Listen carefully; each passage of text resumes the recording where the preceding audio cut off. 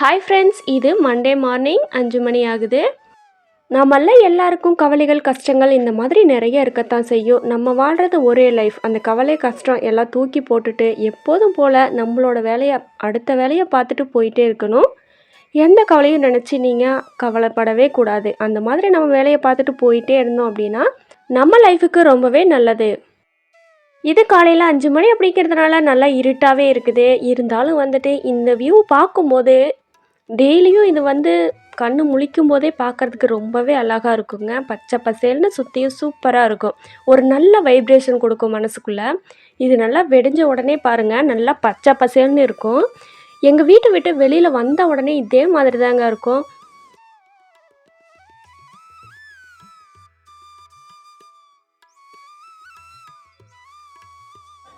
இன்றைக்கி இந்த விலாகில் மார்னிங் 5 மணிலேருந்து ஒரு 8:30 வரைக்கும் நான் என்னென்ன வேலைகள் செய்கிறேன் அப்படின்னு ஒரு விலாகாக பதிவு பண்ணலாம் அப்படின்னு சொல்லிட்டு உங்களோட இந்த விலாகை ஷேர் பண்ணுறேன்.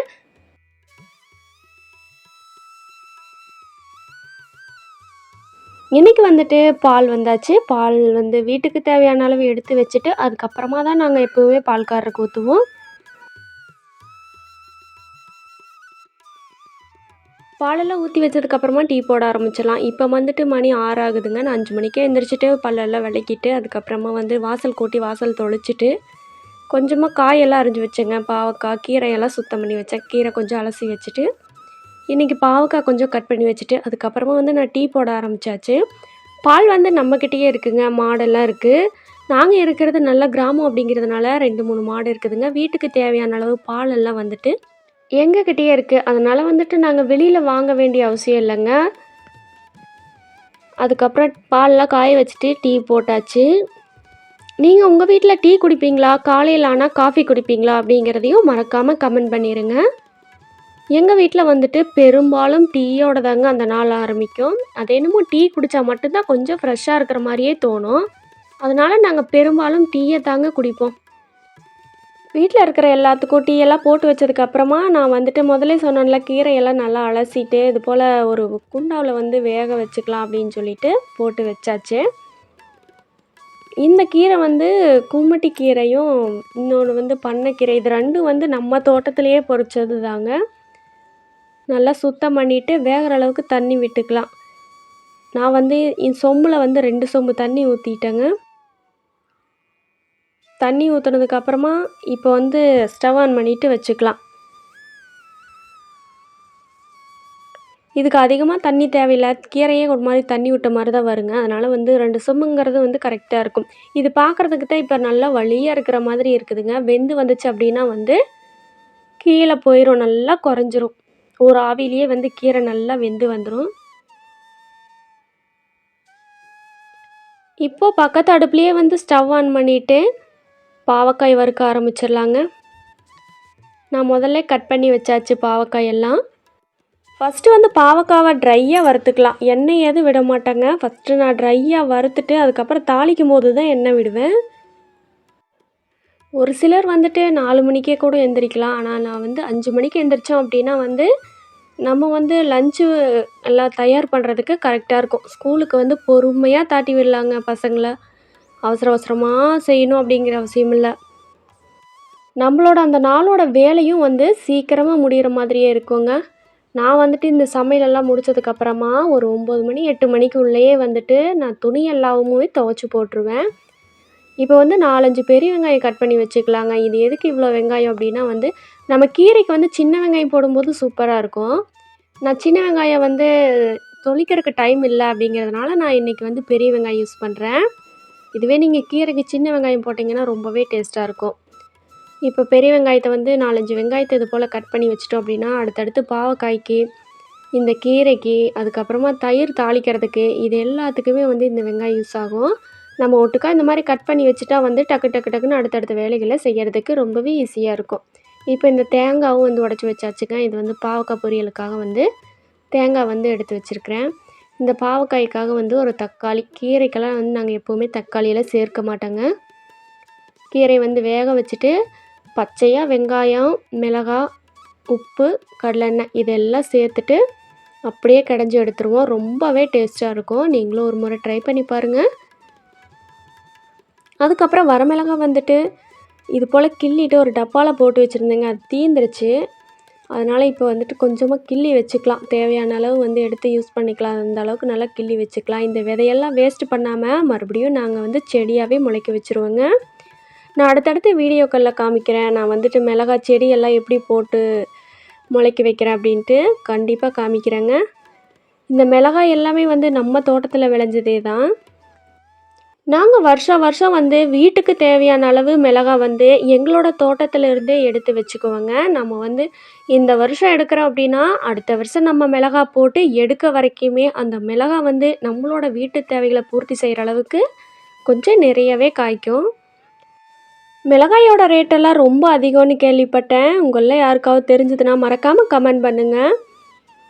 நாங்கள் வந்து மிளகாய் வந்து கடையில் வாங்கினதே இல்லைங்க. ரொம்ப வருஷம் ஆயிடுச்சு வாங்கி. இப்போ ஒரு 4, 5 வருஷத்து அளவுலேயே வந்து எங்களோட மிளகாயே எங்களுக்கு கரெக்டாக போகிறதுனால நாங்கள் கடையில் வாங்குறதே இல்லைங்க. அதே மாதிரி காய்கறிகளும் நாங்கள் அதிகமாக கடையில் வாங்க மாட்டோங்க. பாவக்காய், பீர்க்கங்காய், புடலங்காய், சொரக்காய் இது எல்லாமே வந்துட்டு மேக்ஸிமம் நம்ம காட்டிலேயே விளையிற மாதிரி வந்துடும். அதனால் வந்துட்டு நான் அடுத்தடுத்த வீடியோக்களில் அதையும் காமிக்கிறேன். அதனுடைய விதைகள், அப்புறமா அந்த விதைகள் எல்லாம் நாங்கள் எப்படி போட்டு செடி எடுக்கிறோம் அந்த மாதிரி வீடியோக்கள் அடுத்தடுத்து நான் கண்டிப்பாக போடுறேன். நீங்கள்லாம் உங்கள் ஊரில் என்னென்ன காய்கறிகள் பயிரிடுவீங்க, இல்லைன்னா என்னென்ன காய்கறிகள் எல்லாம் கடையில் வாங்குவீங்க அப்படின்னு சொல்லி மறக்காமல் கமெண்ட் பண்ணுங்கள். இப்போ கீரை கடையல் வந்து சூப்பராக ரெடி ஆயிடுச்சு.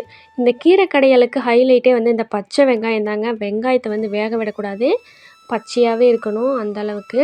அதுதாங்க ரொம்பவே டேஸ்ட்டாக இருக்கும். இப்போ அடுத்ததாக வந்து நம்ம பாவக்காய் பொரியல் செய்கிறதுக்கு எண்ணெய் ஊற்றி கடுகு போட்டுட்டு தேவையான அளவு வெங்காயம், வரமிளகாய் இதெல்லாம் போட்டுட்டு, அப்புறம் ஒரு தக்காளி கட் பண்ணி வச்சோம்ல அதையும் போட்டுட்டு, அப்புறமா பாவக்காய் கட் பண்ணி வதக்கி வச்சோம்ல அந்த வதக்கி வச்ச பாவக்காயும் போட்டுடணுங்க. அதுக்கு முன்னாடி வந்துட்டு நம்ம தயிர் தாளிச்சிக்கலாம். இது வெங்காயம் வந்து அதிகமாக தான் நான் தாளிச்சிருக்கிறேன்.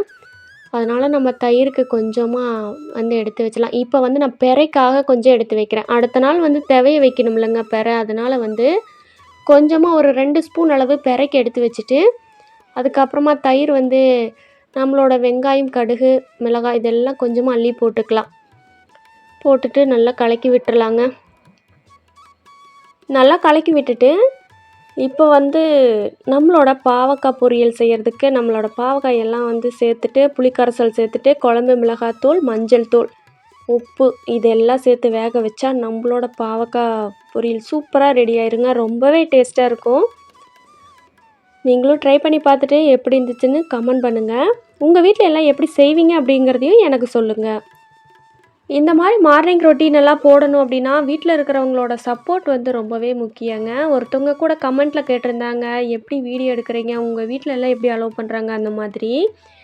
இது வந்துட்டு வீடியோ எடுக்கிறது பெருசில்ல, வீட்டில் இருக்கிறவங்களோட சப்போர்ட் தாங்க முக்கியம். எங்கள் வீட்டில் வந்துட்டு எங்கள் மாமியார் வந்து எனக்கு நல்லாவே சப்போர்ட் பண்ணுவாங்க. நான் எந்த வீடியோ எடுத்தாலும் வந்துட்டு ரொம்ப ஹெல்ப் பண்ணுவாங்க. காய்கறி கட் பண்ணுறது, வெங்காயம் கட் பண்ணுறது, அதுக்கப்புறம் வந்துட்டு ஒரு ஹெல்ப் பண்ணுறது அதுவே எனக்கு வந்து ஒரு நல்ல மோட்டிவேஷனாக இருக்கும். அடுத்தடுத்து இன்றைக்கி ஒரு நாள் வீடியோ போடல அப்படின்னா, ஏன் போடல அப்படின்னு கேட்பாங்க. போட சொல்லி வந்து சொல்லுவாங்க. அதனால் வந்து ரொம்பவே ஹெல்ப்பாக இருக்குங்க. வீடியோ வந்து எனக்கு போட வேண்டாம் அப்படின்னு சொல்லி யாருமே எங்கள் வீட்டில் சொல்ல மாட்டாங்க. எல்லோரும் வந்து என்கரேஜ் தான் பண்ணுவாங்க.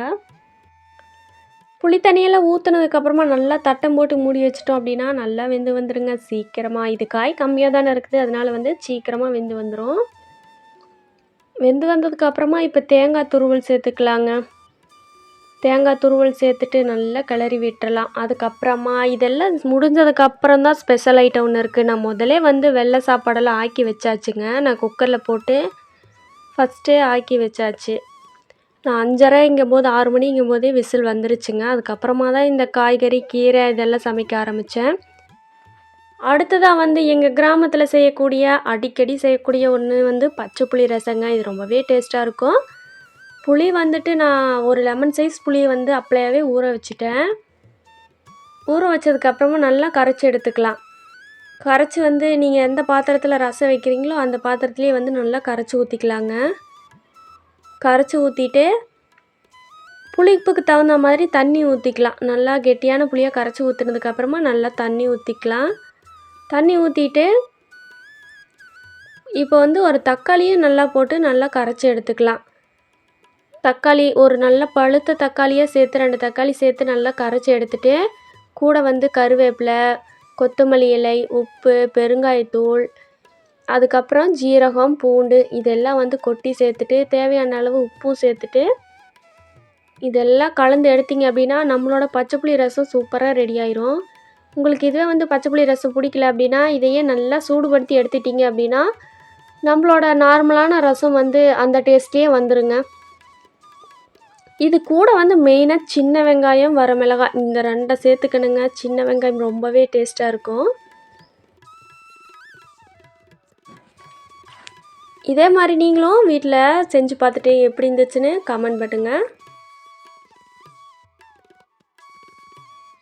அதுக்கப்புறம் இன்னொரு கமெண்ட்டில் வந்து வீடியோ வந்து நீங்கள் எந்த ஆப்பில் எடிட் பண்ணுறீங்க, நீங்கள் எடிட் பண்ணி கொடுக்குறதெல்லாம் உங்களுக்கு யார் வந்து எடிட் பண்ணி கொடுக்குறாங்க, அந்த மாதிரி வந்து ஒரு கமெண்ட் வந்துருந்துச்சு.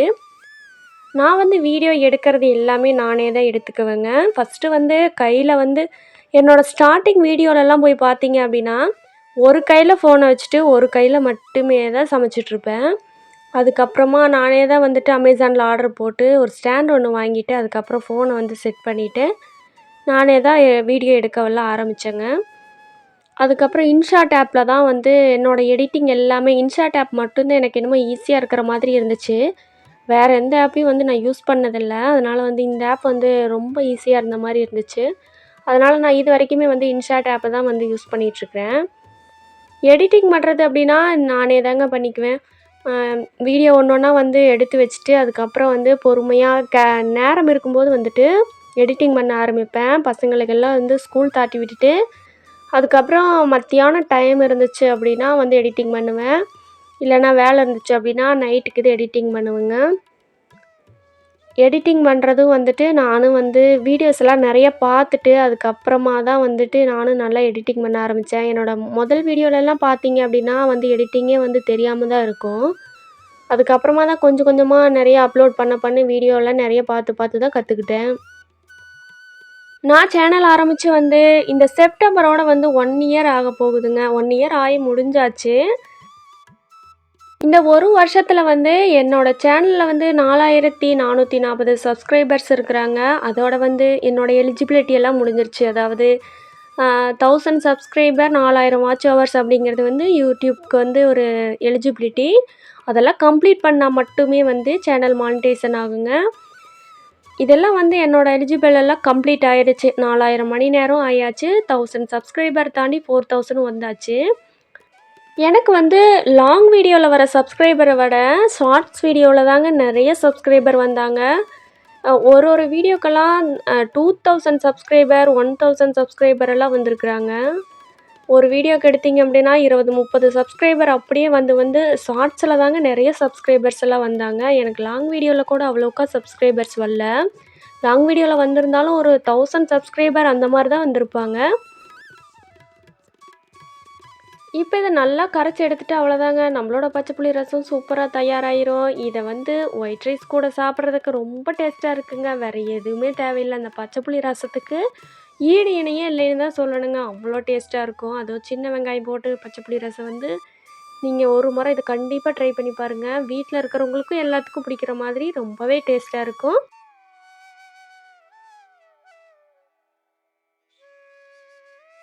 நம்ம சேனலில் கூட நிறைய வந்து விறகடுப்பில் சமைக்கிறது மாதிரி நாட்டுக்கோழி குழம்பு, மீன் குழம்பு இதெல்லாமே நிறையவே போட்டிருக்கிறேன். விருப்பப்பட்டீங்கன்னா செக் பண்ணி பாருங்கள்.